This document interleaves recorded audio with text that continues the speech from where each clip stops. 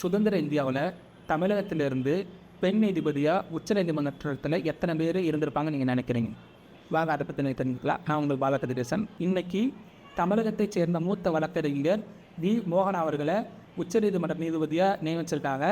இவங்க வழக்கறிஞர் தொழிலிருந்து டைரெக்டாக உச்சநீதிமன்ற நீதிபதியாக நியமிச்சிருக்கு 2வது பர்சன் ஆவாங்க.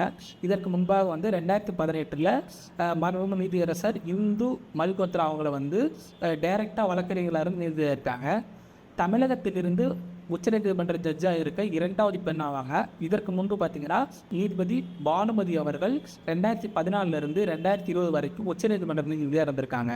தற்போது நியமிக்கப்பட்டுள்ள நீதிபதி வி. மோகன் அவர்கள் கோயம்புத்தூரை பூர்வீகமாக கொண்டவங்க. இவங்க ஒரு முதல் பட்டதாரி வழக்கறிஞர் ஆவாங்க. இராணுவத்தில் பெண் அதிகாரிகளுக்கு நிரந்தர பணியாணை வழங்குகிற வழக்கில் ஒரு முக்கிய பங்காற்றியிருக்காங்க. மேலும் கர்நாடக ஹைஜாப் தடை வழக்கும் முதியோர்களுக்கான சொத்துரிமையும் இது போன்ற பல வழக்குகளே இவங்க உச்சநீதிமன்றத்தில் ஆஜராகியிருக்காங்க.